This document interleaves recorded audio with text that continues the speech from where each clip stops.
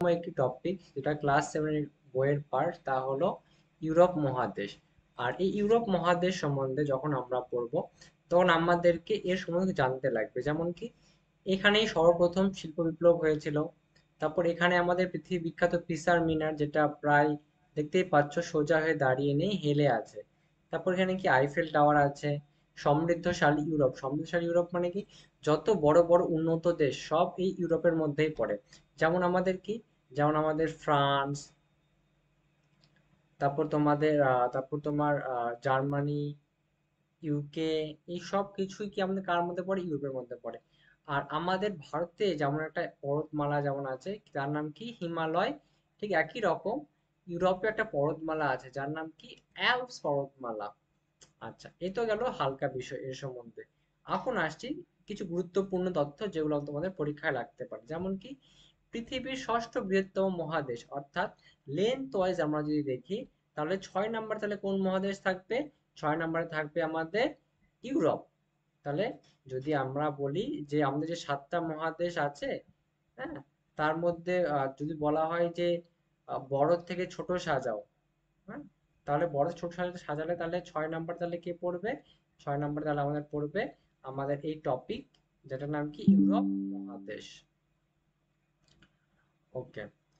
আচ্ছা, আরেকটা জিনিস জেনে রাখতে লাগবে যে এই মহাদেশ থেকেই লোকজন প্রথম পৃথিবী খোঁজার জন্য বেরিয়ে পড়ে। হ্যাঁ, যেমন আমেরিকা খোঁজার জন্য নৌকা জাহাজ হয়। তারপর আমাদের যে দেশ ভারতে যখন এসেছিল ব্রিটিশরা, কিন্তু এই নাবিকরাই ছিল এক কথা, এরাই দেশ বিদেশে এই খোঁজাখুঁজির জন্য এইভাবে চালিয়েছিল। এইখানে শিল্প বিপ্লব হয়েছে, যেটা আগেই বললাম, পৃথিবীর সর্বপ্রথম শিল্প বিপ্লব বা ইন্ডাস্ট্রিয়াল রেভলিউশন যাকে বলে, সেটি প্রথম এখানে হয়েছিল। অর্থাৎ কি, এখানে আধুনিক যন্ত্র নির্ভর হবে, মানে এক কথায় মানুষ আর প্রাচীন লাঙ্গল টানবে না। এখানে এখন ট্র্যাক্টর জাতীয় জিনিসপত্র চলে এসেছে। আচ্ছা, এবার মনে রাখতে লাগবে এই মহাদেশের বেশ কিছু ফেমাস দেশ যেগুলো খুব ইম্পর্টেন্ট, যেমন England, Portugal, Spain, Holland, France, এগুলো। তো তোমাদেরকে যদি জিজ্ঞেস করে যে কোন দেশগুলো ইউরোপ মহাদেশের মধ্যে পড়ে, তাহলে তোমরা লিখতে পারবে। অথবা এই প্রশ্নটা অন্যভাবে আসতে পারে যে ইউরোপ মহাদেশের কোন দেশগুলো সারা পৃথিবীতে বাণিজ্য অভিযান করেছে, তাহলে কি England, Portugal, Spain, Holland, France, এগুলো। এরপর আমরা আসি ইম্পর্টেন্ট টপিক, যেটা কি এই ইউরোপ মহাদেশের আয়তন সম্বন্ধে জানতে লাগবে। যদি পরীক্ষায় দিতে পারে, দেয় যে ইউরোপ মহাদেশের আয়তন কত, তাহলে মনে রাখতে লাগবে ইউরোপ মহাদেশের আয়তন হলো আমাদের 1,9,16,9 লক্ষ বর্গ কিলোমিটার। তাহলে কত? 1,9,16,9 বর্গ কিলোমিটার। এরপর আসি অবস্থান ও সীমা। তো অবস্থান ও সীমা কি? এটা 35 ডিগ্রি উত্তর অক্ষাংশে ও থেকে 71 ডিগ্রি উত্তর অক্ষাংশ ও 24 ডিগ্রি পশ্চিম দ্রাঘিমা ও 65 ডিগ্রি পূর্ব দ্রাঘিমার মধ্যে অবস্থান করে। অর্থাৎ এর মানেটা কি? এর মানেটা বোঝার জন্য আমাদেরকে, আমরা এর আগে পড়েছি অক্ষাংশ দ্রাঘিমাংশ, সেটা কি, সেটা না ভুলে গেলে আরেকবার বলে দেওয়া হবে। অর্থাৎ এটা আমাদের একটা গোটা একটা পৃথিবী, এবং এই পৃথিবীটাকে আমরা কি ম্যাপের সাহায্যে দেখিয়েছি না এভাবে, হ্যাঁ। এবং ম্যাপের সাহায্যে যখন দেখিয়েছি তখন কি লোকেশন চিহ্নিত করার জন্য নির্দিষ্ট কিছু পয়েন্টের নাম দিয়েছি। যেমন এটাকে আমরা দিয়েছি 0 ডিগ্রি। হ্যাঁ, এবার এই 0 ডিগ্রির উত্তরে যে পার্টটা আছে সেটাকে বলা হয় উত্তর গোলার্ধ, দক্ষিণে যে পার্টটা আছে সেটাকে বলা হয় দক্ষিণ গোলার্ধ। হ্যাঁ, তো এই করে এই যে সমান্তরাল যে লাইনগুলো গিয়েছে, এগুলোকে আমরা কি বলি? এগুলোকে আমরা বলি অক্ষাংশ। তোমাদের সোজা বোঝার সুবিধার অর্থে বলছি, এগুলোকে কি বলা হয়? অক্ষাংশ। হ্যাঁ, তো এরকম করে ছোট ছোট গিয়েছে, 1 2 1 2 3 4 5 6 করে এই পর্যন্ত আমাদের কত গিয়েছে? এই পর্যন্ত আমার অক্ষাংশ শেষ হয়েছে 90। হ্যাঁ, কত শেষ হয়েছে? কত ডিগ্রিতে শেষ হয়েছে? ডিগ্রিতে শেষ হয়েছে 90 ডিগ্রিতে। হুম। আর আমাদেরকে একই রকম জানতে লাগবে এরকম, এটা দক্ষিণ সাইড, এইভাবে এখানে 1 2 3 4 5 6 7 8 করে একেবারে কত পর্যন্ত এসেছে? এটা এসেছে 90 ডিগ্রি। তাহলে আমাদের অক্ষাংশের মান কত? 90 ডিগ্রি। যেহেতু এটা উত্তর দিকে আছে তাহলে 90 ডিগ্রি এটা নর্থ, আর যেহেতু এটা দক্ষিণ দিকে আছে তো 90 ডিগ্রিটা আমাদের সাউথ। আচ্ছা, একটা আইডিয়ার জন্য আমরা বুঝিয়ে নিচ্ছি যে এটা আমাদের 30 ডিগ্রি, এইটা আমাদের 60 ডিগ্রি, হ্যাঁ এটা আমাদের 90 ডিগ্রি। আর এর মাঝে আছে ছোট ছোট দাগ 61 62 করে একেবারে 90 পর্যন্ত এসেছে। ঠিক একই রকম এখানেও, যে এটা 30 ধরে নিচ্ছি, আর এটা আমাদের 60 ডিগ্রি। এখন তোমাদের মাথায় প্রশ্ন আসতে পারে, এটা কি সবসময় এরকমই হয় যে 30 ডিগ্রি? না, আমরা এটাকে এইভাবে করে নিতে পারবো। যদি ম্যাপটা যদি বড় হয়, সেই ক্ষেত্রে আমরা আগে 0 ডিগ্রি লিখলাম,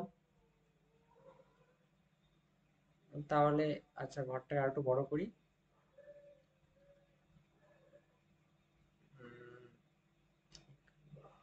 এটা কি সব সময় তাহলে কি একই রকম হবে, মানে 30 ডিগ্রি 30 ডিগ্রি করে? না, আমরা এটা 15 ডিগ্রি করে নিতে পারি, 10 ডিগ্রি করে নিতে পারি।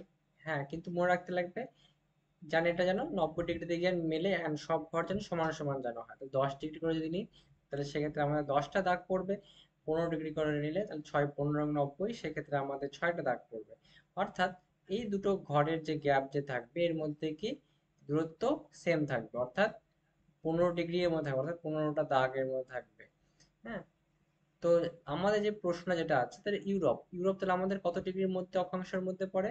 আমরা দেখছি এখানে ইউরোপ আমাদের পড়ে 35 ডিগ্রি উত্তর অক্ষাংশ থেকে 71 ডিগ্রি উত্তর অক্ষাংশ পর্যন্ত। তাহলে 35 ডিগ্রি যদি উত্তর অক্ষাংশ, তাহলে দেখি, তাহলে আমি বলতে পারি তাহলে এই যে পার্টটা আছে 30 থেকে 45, এই ঘরটা থেকে শুরু করে কতদূর পর্যন্ত, এই 75 যে আছে এই পার্টের মধ্যে নিশ্চয়ই ইউরোপটা পড়ে। হুম, মানে এই অক্ষরেখাগুলোর মধ্যে। এবার কি বলেছে, দ্রাঘিমাংশ কত? দ্রাঘিমাংশ হলো 24 ডিগ্রি পশ্চিম দ্রাঘিমা থেকে 65 ডিগ্রি পূর্ব দ্রাঘিমা। আমরা জানি আমাদের দ্রাঘিমার ভাগ কত করে থাকে, 180টা ভাগ করে থাকে। অর্থাৎ এইখানে যদি 0 ডিগ্রি হয়, যেটাকে আমরা মূল মধ্যরেখা বলি, এর ধারে আছে 180টা, জাস্ট লাইক আমাদের আগেরটার মতো অক্ষরেখার মধ্যে, যেখানে 90টা করেছিল, কিন্তু এখানে শুধু কি 180 ডিগ্রি করে।